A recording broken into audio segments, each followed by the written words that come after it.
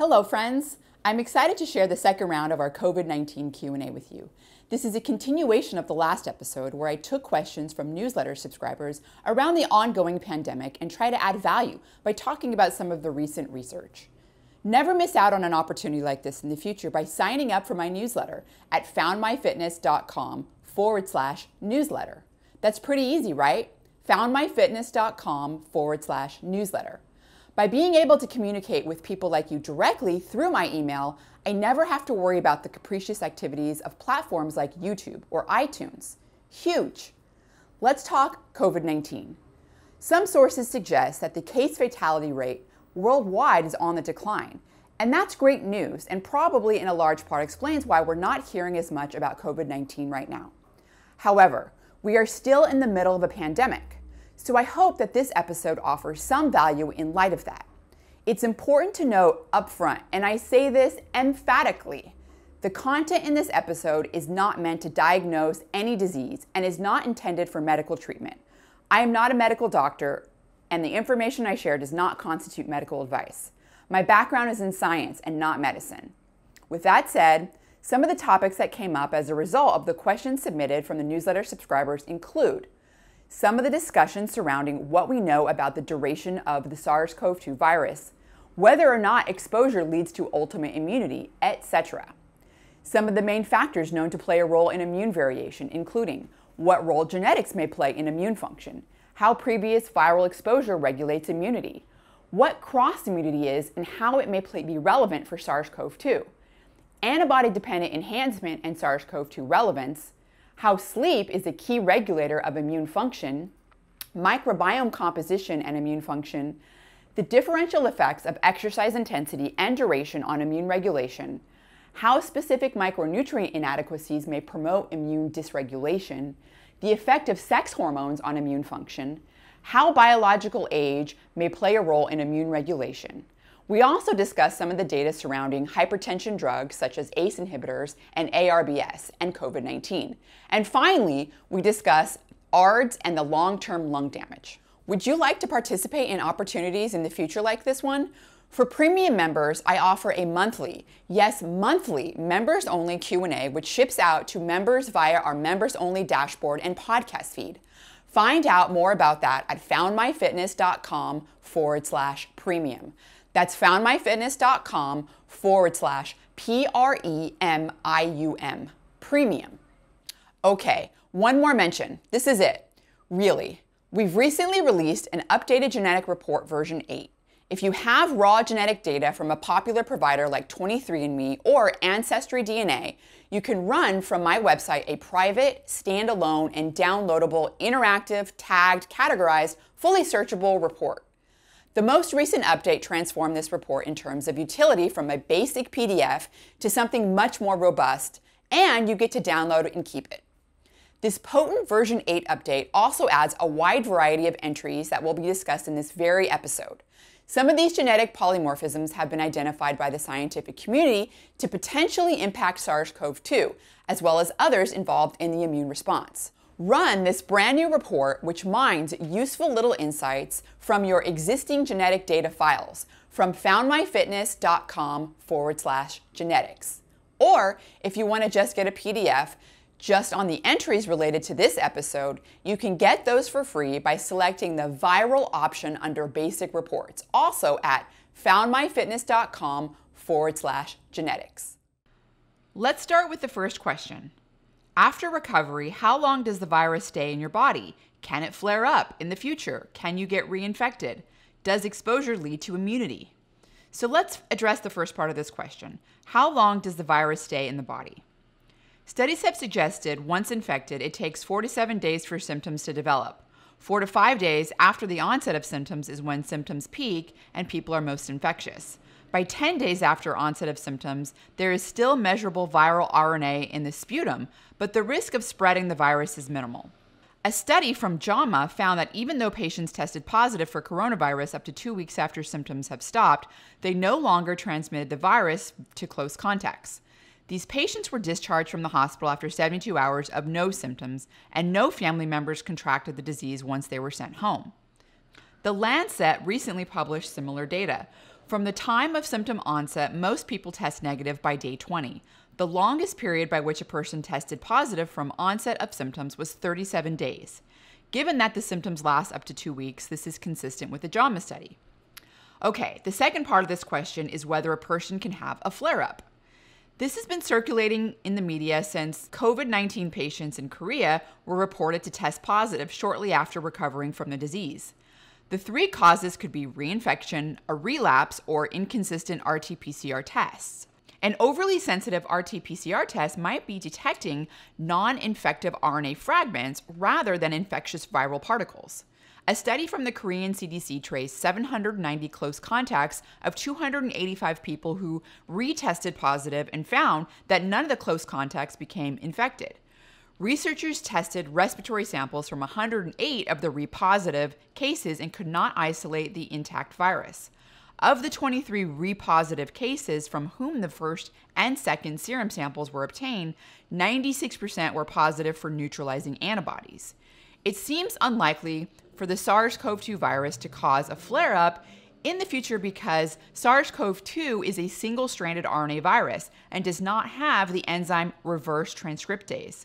Without reverse transcriptase, the virus is not able to insert into DNA and cause flare-ups in the future like other viruses such as HIV, varicella-zoster virus, or herpes virus, which all have a reverse transcriptase component. The last part of this question is, can a person become reinfected? This has to do with the adaptive immune system. Generally, after recovery from a virus, the body has developed specific antibodies, such as memory B cells, to prevent future reinfections. How long immunity lasts depends on the virus. With some viruses, such as measles morbillivirus, which causes measles, infection confers almost universal, lifelong lasting protection. On the opposite end of the spectrum, individuals infected with HIV often have antibodies that do nothing to fight HIV. Some viruses like HIV use multiple strategies to evade antibodies. So what about other coronaviruses? Antibody titers in individuals that survived SARS-CoV-1 or MERS-CoV infections often waned after 2 to 3 years or were weak initially. However, one study showed that convalescent sera from SARS patients taken 3.5 years after disease onset did neutralize the SARS-CoV-1 virus and even somewhat cross-neutralized SARS-CoV-2 entry into the cell via the ACE2 receptor. That suggests that SARS-CoV-1 antibodies are still able to neutralize the SARS-CoV-1 virus 3.5 years after the initial antibody response. This study also provided some preliminary evidence that antibodies made in response to other coronaviruses may provide some cross-immunity against SARS-CoV-2, although another study found that this was not the case, but we will come back to that later. In SARS-CoV-1 survivors, the CD8 T memory cells persisted for 6 to 11 years, suggesting there may be long-term immunity. Additionally, coronaviruses responsible for the common cold induce antibody responses that neutralize the coronavirus that causes the common cold, but they don't appear to last and wane over the course of 1 to 2 years. That means people can be reinfected with the exact same coronavirus 1 to 2 years later. It is still unclear how long antibodies generated from the SARS-CoV-2 infection last and whether or not they confer protection. The immune system is not perfect, and over many years, the memory B cells may not recognize a virus that they were programmed to recognize. So there's no guarantee that you can't get reinfected at some point. Also, viruses often mutate or they find other ways to evade the immune system. There is a strain of the SARS-CoV-2 virus that has a mutation in a region of the virus that antibodies bind to. Non-human primates infected with SARS-CoV-2 that recover and have antibodies do not become reinfected when re-exposed to the virus 28 days later. We know that people infected with SARS-CoV-2 do develop antibodies against the virus. A study found that out of 285 patients in China with COVID-19, 100% of them developed antibodies against the SARS-CoV-2 virus within 19 days of viral exposure. The ability of those antibodies to neutralize the virus was not determined. But, as I just mentioned, non-human primates that developed antibodies after recovering were not reinfected after being exposed to the virus a second time. And a study of 10 patients in China found a single dose of convalescent plasma from patients that have recovered from COVID-19 and contained antibodies against SARS-CoV-2 resulted in a clearing of the virus in the patient's blood within 7 days, clinical symptoms improved significantly within 3 days, and lung lesions improved within 7 days. Anecdotes from other hospitals in the US report the same. Studies of the common cold coronaviruses, SARS-CoV-1 and MERS-CoV, indicate that virus-specific antibody responses wane over time, and in the case of common cold coronaviruses, antibody responses may only result in partial protection from reinfection. These data suggest that immunity to SARS-CoV-2 may diminish following a primary infection, and further studies will be required to determine the degree of long-term protection. There are a few large serological surveys being led by Dr. Michael Bush, who is an MD PhD at the School of Medicine at UCSF, to look at antibody responses that are waning and to assess herd immunity. The handful of rare cases where people have tested positive after recovering from the disease could also be due to testing errors, as mentioned previously. Let's move on to the next question. Reports indicate the range of this virus in terms of symptoms is drastically wide, ranging from fully asymptomatic to fatal. And despite earlier reports, there are significant deaths even among those under 50. What accounts for such variation person to person, especially among otherwise healthy people? Are there other viruses like this? Is it different viral strains or genetics, immune system types? There are likely many different reasons for the varied ways people respond to this virus, but right now, everything still remains speculation. In general, differences in immune function between otherwise healthy individuals may be attributed to many factors, which we will discuss, including genetics, previous exposure to pathogens, sleep, microbiome composition, exercise, nutrition, gender, and biological age. A large part of the variation in immune function between individuals, particularly with respect to adaptive immunity, has been determined to be from non-heritable factors, which we are about to dive into. But genetics does account for some of this variation. The severity of a viral infection depends on the pathogenicity of the virus, as well as the health status and genetic makeup of the host. Polymorphic regions, referred to as single nucleotide polymorphisms, or SNPs for short, in various genes may affect the disease outcome of an infected individual. There are several large collaborative efforts underway to share and analyze genetic data to try and understand the links between human genetic variation and COVID-19 disease and severity. The largest one is called the COVID-19 Host Genetic Initiative. Several SNPs have previously been identified to affect immune responses to the SARS-CoV-1 virus, and several studies have already identified several possible SNPs that may potentially impact susceptibility to COVID-19, although these remain to be tested in large genomic studies and clinical trials. There are some SNPs that affect general viral entry into the host cell. For example, ACE2, the host cell receptor for SARS-CoV-2. TMPRSS2, a protease that cleaves the spike protein, allowing SARS-CoV-2 to enter the cell. IFITM3, a protein that interrupts the fusion between a virus and the cell membrane, associated with the severity of influenza. There are also a variety of SNPs that generally affect viral replication. There are also SNPs that affect the host immune response, ranging from cytokine production to viral-induced inflammation. And there are SNPs that affect acute respiratory distress syndrome. There are also several SNPs that affect vitamin D levels. Genetically low plasma vitamin D levels are associated with a higher mortality from respiratory infections. And 3 different SNPs in the vitamin D receptor are all associated with a higher risk of respiratory tract infections in both adults and children. Vitamin D is a very important regulator of immune function and plays a particularly important role in respiratory tract infections. If you have used some consumer genetic testing services like 23andMe and Ancestry DNA, and you want to learn more about these SNPs, we put together a free viral report that you can find at foundmyfitness.com/genetics. So let's dive into the non-heritable traits that account for a large percentage of immune variation. One big one is exposure to previous viruses. Broad serological profiling has revealed that at any given time, an individual carries antibodies to about 10 different viral species. Cytomegalovirus, or CMV for short, is a lifelong virus that has profound effects on the immune system, influencing everything from cytokine production to immune cell populations. One study found that the presence of CMV could enhance the immune response to the influenza vaccine in young people, and mice given CMV had protection against influenza virus compared to mice without CMV. So let's talk a little bit about exposure to previous pathogens and cross-immunity. Virus-neutralizing antibodies bind to a virus and prevent it from infecting a cell, usually by preventing it from binding to a receptor.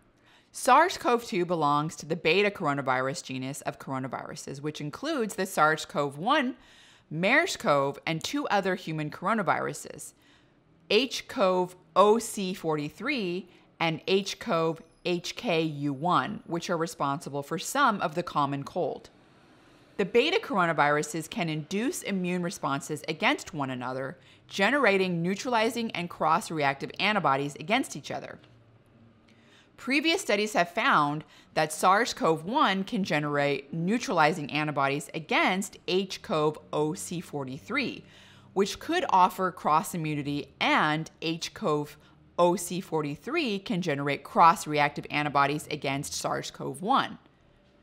Additionally, antibodies from sera from people with HCoV-OC43 coronavirus responsible for the common cold were found to cross-react with SARS-CoV-2 antibodies. It was also found that people infected with SARS-CoV-2 also increased their pre-existing antibodies against the classic cold coronavirus. Antibodies produced in response to infection from SARS-CoV-1 cross-react with SARS-CoV-2 because the spike proteins for both viruses are similar enough to each other. While SARS-CoV-1 antibodies did not bind as tightly to SARS-CoV-2, another study showed that convalescent sera from SARS patients, that was 3.5 years post-infection, did cross-neutralize SARS-CoV-2 entry into the cell via the ACE2 receptor. That suggests that SARS-CoV-1 antibodies may provide cross-immunity against SARS-CoV-2. However, a more recent study found that sera from patients that had recovered from SARS-CoV-1 that was collected only 22 days after infection did not neutralize the SARS-CoV-2 virus. It's unclear why there are conflicting results, but there were some methodological differences in these studies. First and foremost, a major difference between the 2 studies is when the sera was collected. In the study where there was indication of cross-immunity, samples were collected 3.5 years after infection. In the study where there was no cross-immunity, samples were collected within 22 days post-symptom onset, which is fairly early in the maturation of the humoral immune response, when antibody titers are still increasing. It is possible that some cross-immunity may have been detected if the samples were collected at a later time point. Another difference between the 2 studies is that they used different strains of the SARS-CoV-2 virus. One was the Hong Kong strain versus the Germany strain. Another study published in the Journal of Cell detected SARS-CoV-2 reactive CD4 positive T cells in about 40 to 60% of unexposed individuals, suggesting cross-reactive T cell recognition between circulating common cold coronaviruses and SARS-CoV-2. These helper T cells promote B cells to produce antibodies and the natural killer T cells to target and destroy cells that are actively infected. 100% of recovered COVID-19 patients that were tested had SARS-CoV-2 specific helper T cells, and 70% had natural killer T cells. 68 blood samples from uninfected individuals found that 35% of these samples also had helper T cells that recognized SARS-CoV-2 virus. The results suggest one reason that a large chunk of the population may be able to deal with the virus is that some people may have small residual immunity from exposure to common cold coronaviruses. So it is possible the immune memory to previous coronavirus infections may help ameliorate symptoms of SARS-CoV-2 infection, but it is also possible that antibodies bind to the virus and do not neutralize it, and perhaps even increase infection risk via antibody-dependent enhancement, which we are about to discuss. In either case, more data is needed.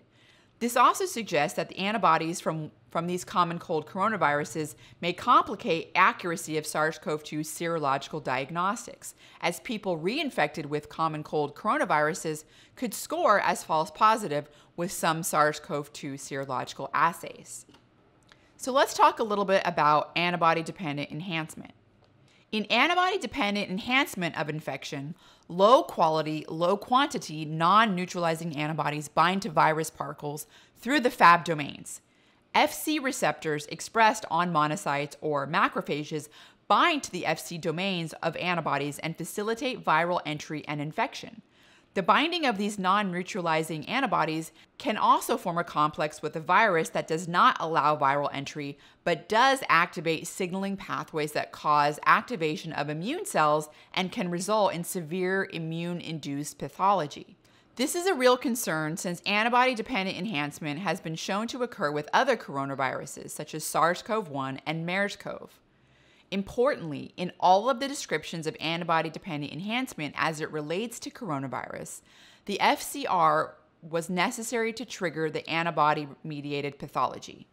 This has been shown to happen with monoclonal antibodies against the receptor binding domain in the spike protein of the MERS coronavirus. The monoclonal antibody mimicked binding to the receptor that caused a three-dimensional conformational change in the spike protein that allowed entry into the cell. Multiple factors determine whether an antibody neutralizes a virus and protects the host or causes antibody-dependent enhancement and acute inflammation. These include specificity, concentration, affinity, and isotype of the antibody. Antibody-dependent enhancement also happens in SARS-CoV-1, but it did not result in more viral entry. Rather, it caused activation of immune cells and immune-induced pathology. This was shown to occur in non-human primates given a vaccine against the SARS-CoV-1 spike IgG.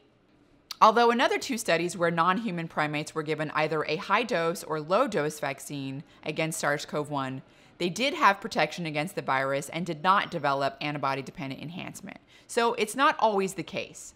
Let's move on and talk about another important factor that regulates immune function: sleep. This is an important issue because we live in a world of increasing demands on our time and decreasing hours of sleep.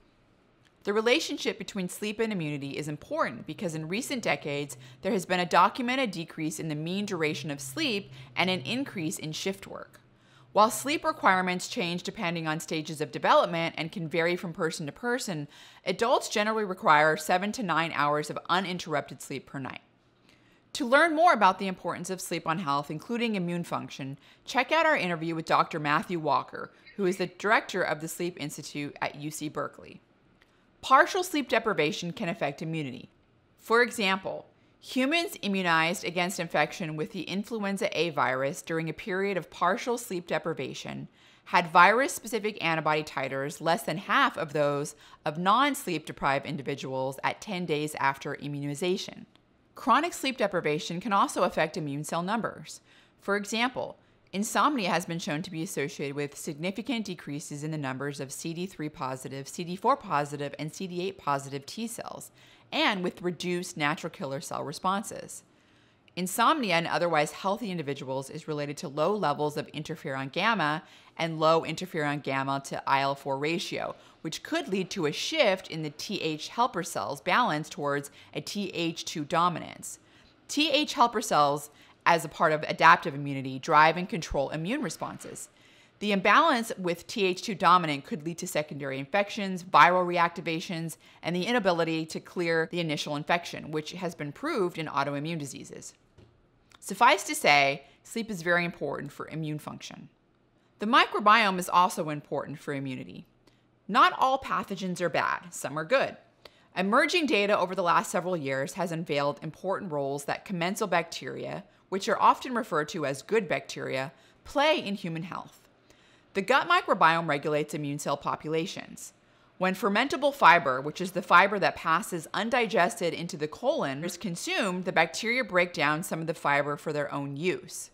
The byproducts of this bacterial action are several short-chain fatty acids, including butyrate, lactate, acetate, propionate, as well as other compounds. Short-chain fatty acids are important for maintaining gut barrier function, but they also play a special role in regulating cytokine production and immune cell populations. The gut microbiome directly influences immune cells that reside in the gut and indirectly influences immune cells outside of the gut via short-chain fatty acids, including the production of T regulatory cells, which are immune cells that keep autoimmunity at bay. Many studies have found that short-chain fatty acids derived from the gut microbiome promote the expansion of T regulatory cells. Reduced T regulatory cell numbers have been found in severe COVID-19 patients, and T regulatory cells have been shown to help resolve acute respiratory distress syndrome. So reduced T regulatory cell numbers might lead to worse lung pathology. Gut bacteria also use flavonoids found in fruits, teas, etc. to control the immune response and protect against severe damage from the influenza virus. The bacteria metabolize flavonoids and produce the compound called desaminotyrosine, or DAT for short, which help produce interferon, a signaling molecule that activates the immune system. This helped protect the lungs against damage from the flu virus. The DAT did not prevent the flu, but it did significantly reduce the severity of it. Some of the main dietary sources of flavonoids include tea, citrus fruit, berries, apples, and legumes. Mice that were fed fermentable fiber, specifically inulin, had reduced mortality, better lung function, and less tissue destruction after exposure to influenza virus compared to mice fed non-fermentable fiber, which was cellulose. Short-chain fatty acids derived from the fermentable fiber prevented neutrophils from infiltrating lung tissue, and this prevented lung tissue damage. The short-chain fatty acids also enhance CD8 T cell effector function and viral clearance. The microbiome also plays an important role during early life. Several studies have shown that early exposure to microorganisms in the dirt, particularly before the first year of life, has been shown to significantly lower the risk of allergies, wheezing, and asthma in children. Early exposure to bacteria and certain allergens, such as pet dander, may have a protective effect by shaping the child's immune responses in such a way that prevents allergies and asthma. This becomes very important in infants that have genetic predisposition to allergies, eczema, or asthma, particularly if a parent or sibling has one or more of those diseases. One study specifically found that wheezing was 3 times as common among children who grew up without exposure to such allergens compared to children who were exposed before their first year of life. Interestingly, exposure to allergens after the first year of life did not decrease the child's risk of developing allergies or asthma. Even exposure to certain species of bacteria in early life can have differential effects on the immune system, particularly with respect to autoimmunity. An imbalance between the so-called healthy or good bacteria and the pathogenic or bad bacteria, referred to as dysbiosis, also plays a role in shaping the immune system. A healthy or dysbiotic microbiota can influence the host innate immune system via 2 types of signals: microbial cell components and metabolites. In a dysbiotic state, alterations in the signature of microbial molecules sensed by the host can lead to different activation state of the immune system. For example, animal studies have shown that certain species of bacteria in the gut promote antibody responses to the influenza vaccine, TIV. They do this through generating a toll-like receptor 5 signal. In humans, it was shown that the same toll-like receptor 5 signal was correlated with a higher antibody titer 4 weeks after the influenza vaccine. In a way, the gut microbiome acts like a natural adjuvant, at least in animal studies. Ablating the gut microbiome in animals has been shown to affect the gut epigenome and transcriptional genome of lymphoid cells and the transcriptional genome of myeloid cells. This occurs through tryptophan metabolites and short-chain fatty acids generated via the microbiome. Let's move on and discuss exercise. Exercise also affects immune function. Moderate exercise of 1 hour per day for 5 days a week has been shown to improve the immune system, but intense exercise for 2 hours or more has been shown to increase the risk of illness. This can be described as a J-curve. Another example of this J-curve response is a study including elite cyclists, recreational cyclists, and sedentary controls. Recreational cyclists had the fewest number of sick days. Sedentary controls had twice as many sick days as recreational cyclists, but elite cyclists had 4 times as many sick days as recreational cyclists. A 2019 review outlined 9 studies where endurance exercise was shown to decrease the number of respiratory illnesses. The workouts in these studies ranged from 30 to 60 minutes and were moderate in intensity, such as jogging. Antibody response to vaccination has been used as a proxy for immune response to exercise. A comprehensive review investigated the relationship between exercise and the immune response to a vaccine and found that in 8 studies, frequent moderate to vigorous exercise increases the body's immune response to a vaccine. However, strenuous, prolonged exercise did not show as strong of an immune response. For example, Prolonged intense exercise is unable to boost antibody responses to vaccines like moderate exercise was able to. One study vaccinated 22 male triathletes 30 minutes after completing a triathlon. There was no difference in antibody levels in the male triathletes compared to controls. There are several studies that demonstrate that extreme endurance exercise does not benefit the immune system and can increase the chances of getting respiratory illness. For example, the J-curve study we mentioned earlier found that elite cyclists had 4 times as many sick days as the recreational cyclists and twice as many as the sedentary group. Other studies have found an increased rate of respiratory illnesses after intense endurance exercises that last at least 90 minutes in length. Shorter duration running events such as 5, 10 kilometers, and half marathons did not appear to elicit an increased incidence of self-reported upper respiratory tract infections. Elite endurance athletes are exposed to many factors that could contribute to increased viral susceptibility.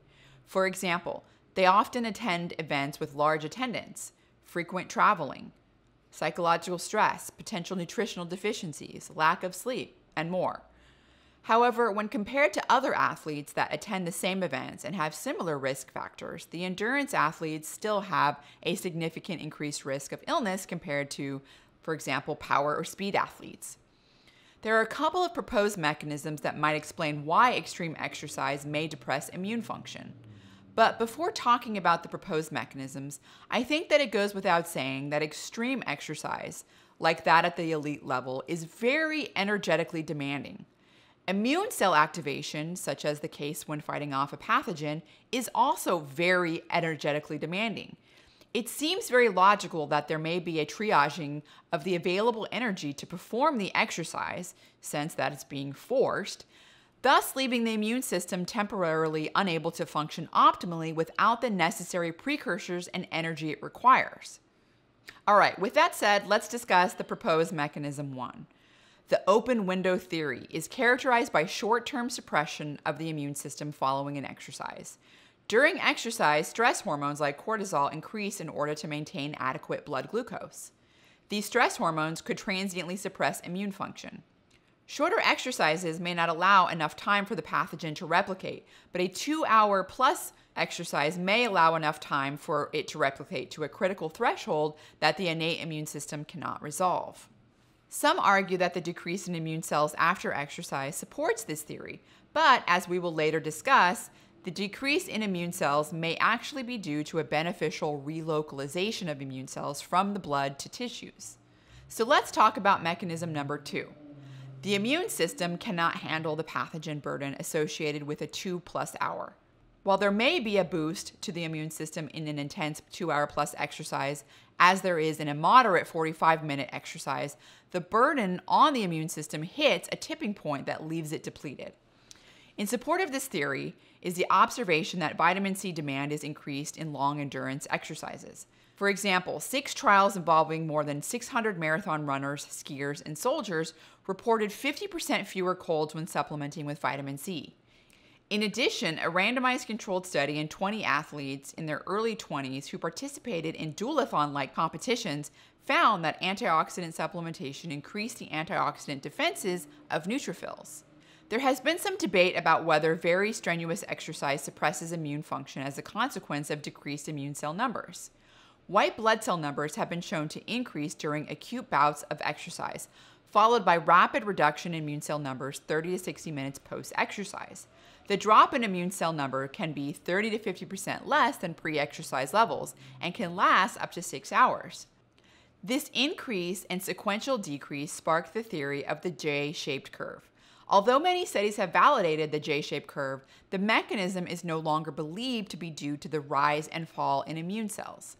This is because the number of immune cells in the blood is not a good indicator of immune response. The increase of immune cells is due to the immune cells being pulled off of the edges of blood vessels by the increased blood flow and pressure. Afterwards, the decrease is due to redistribution of immune cells to various tissues and out of the bloodstream. This has been shown in mice where fluorescent cell tracking showed immune T cell numbers rise during bouts of exercise, but then were redistributed primarily to the lung and other areas like the small intestine. If anything, The immune surveillance is actually heightened during the period where a few immune cells are measured in the blood. As a result, the mechanism behind the J-shaped curve of respiratory infection and exercise duration is not due to the number of immune cells in the blood. Let's move on and discuss nutrition, which also plays an important role in immune function.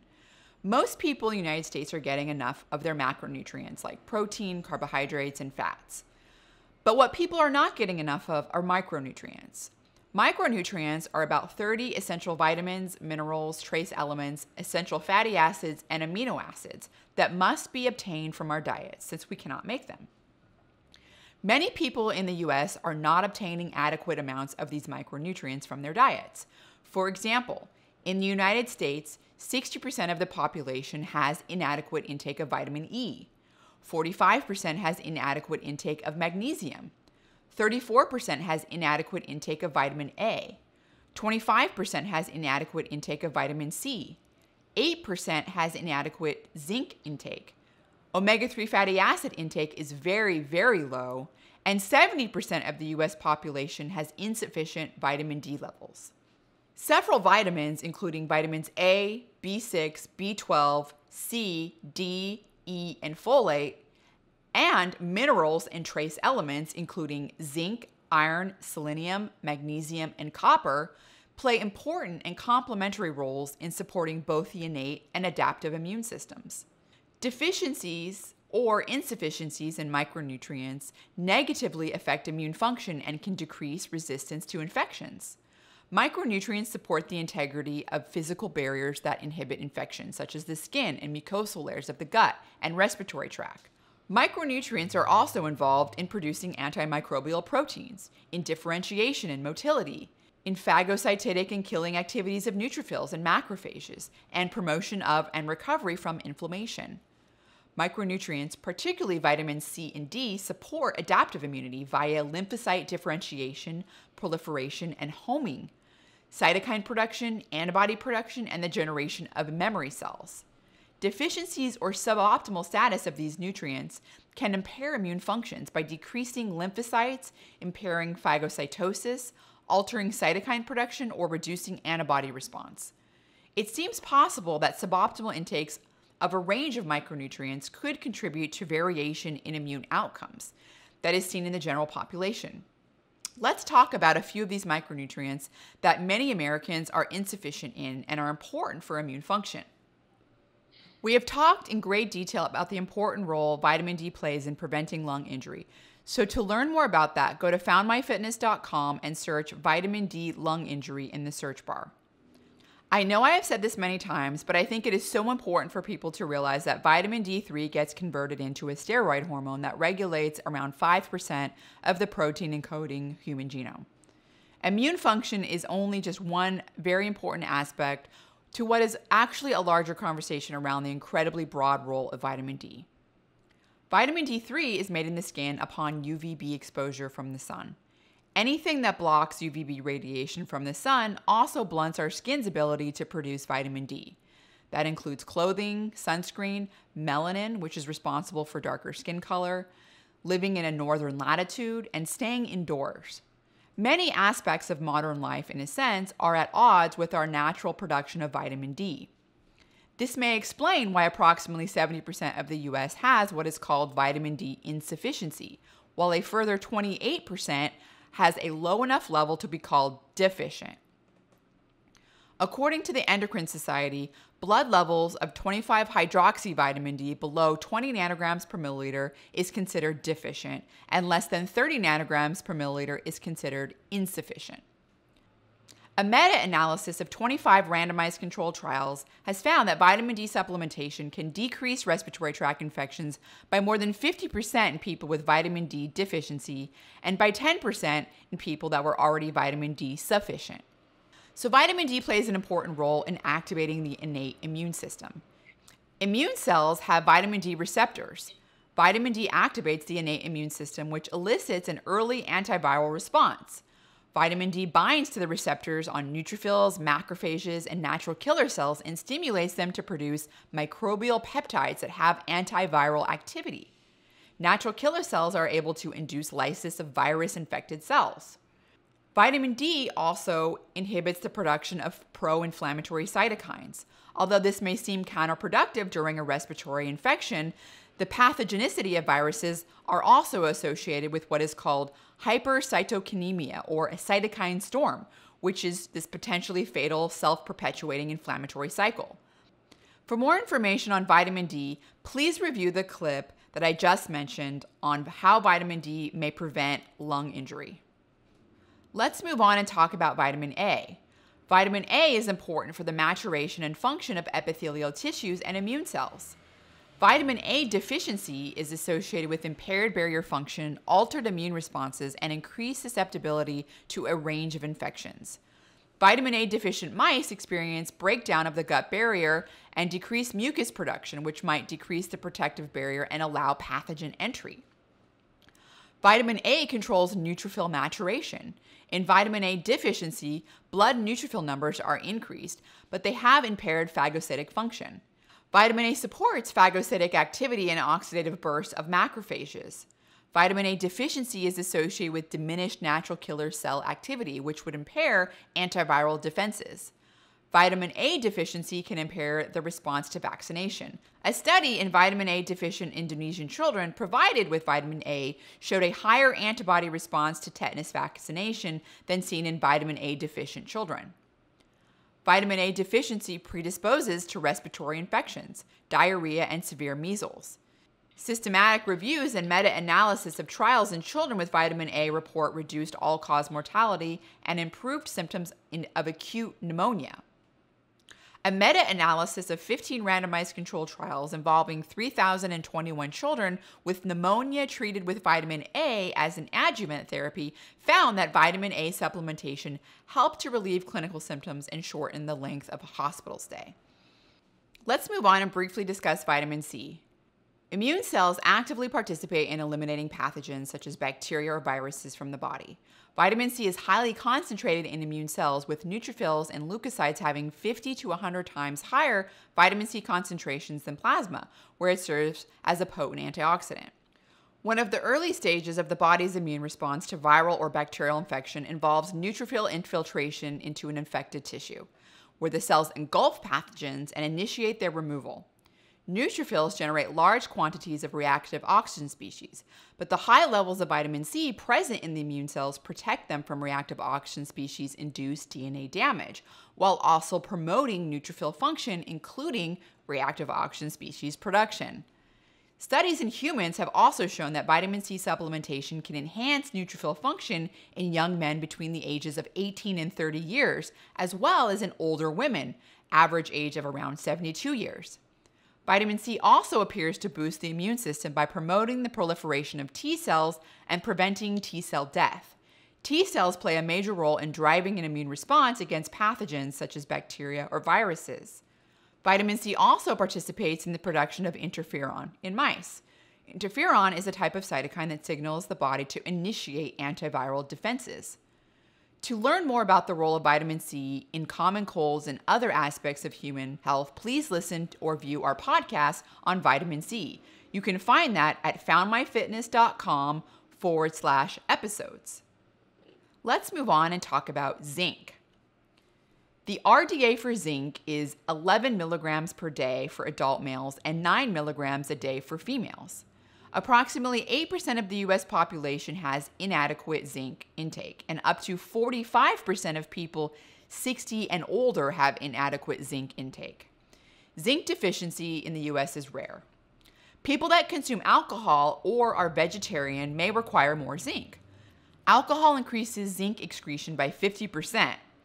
Vegetarians are getting their zinc from plant sources, which has zinc bound to phytate and lowers its bioavailability. Vegetarians are getting their zinc from plant sources, which has zinc bound to phytate and lowers bioavailability. Vegetarians may need to consume up to 50% more of the RDA for zinc in order to get adequate levels. Zinc has been shown to play a role in pneumonia. A randomized controlled trial in about 600 elderly individuals given a multivitamin that contained zinc for 1 year found those individuals with the highest zinc levels after supplementation were almost 50% less likely to get pneumonia. Another randomized controlled trial in hospitalized children found that 20 milligrams of zinc per day reduced pneumonia symptoms by 30% compared to a placebo. A meta-analysis of 6 randomized controlled trials found that zinc supplementation in children reduced pneumonia prevalence by 41%. Zinc has also been shown to play a role in the common cold. A meta-analysis of 3 trials found that supplementation with zinc acetate lozenges, around 80 to 90 milligrams a day, found that they had a 3-fold faster recovery rate from the common cold compared to a placebo. Another meta-analysis of 7 separate trials using either zinc acetate or zinc gluconate lozenges found they reduced the common cold duration by 33% compared to placebo. Doses lower than 75 milligrams per day have not been shown to have an effect on the common cold.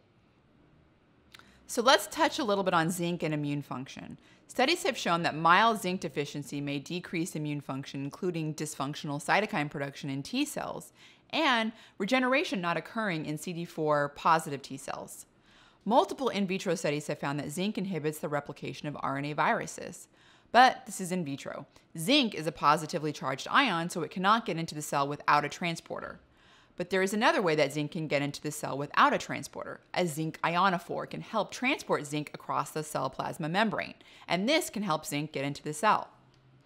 Let's move on to the last part of this section on nutrition and talk about omega-3 fatty acids. The omega-3 fatty acids, EPA and DHA, support an effective immune system by helping to resolve the inflammatory response after the infection. Inflammation, a key part of the immune response, is an influx of fluid, immune cells, and other mediators that function to eliminate the infection. After the immune response, the omega-3 fatty acids, EPA and DHA, present at the inflammation site are enzymatically converted to specialized pro-resolving mediators, known as resolvins, protectins, and merisins. These molecules, along with others, function together to orchestrate the resolution of inflammation and to support healing, including in the respiratory tract. Nutritional deficiencies in these essential fatty acids can result in delayed or suboptimal resolution of inflammation. This could be very important in the context of a cytokine storm linked with acute respiratory distress syndrome. In animal models, specialized pro-resolving mediators formed from EPA and DHA have been shown to both protect against and resolve acute lung injury and acute respiratory distress syndrome. Gender may also play a role in differences in immune response. Women have better immune responses to vaccinations than men, possibly due to the fact that estrogen is an enhancer of the humoral immunity, whereas testosterone is a suppressor. Animal studies have shown that female mice are more protected from influenza compared to male mice, but when given estrogen blockers, female mice had the same death rate as male mice. Estrogen promotes adaptive T cell responses in female mice by increasing neutrophil accumulation.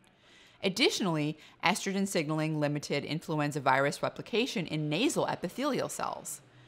Animal studies have shown that male mice are more likely to die from SARS-CoV-1 than female mice.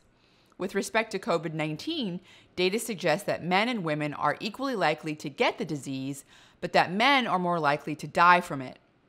Of 168 Wuhan patients who died from SARS-CoV-2, 75% of them were male.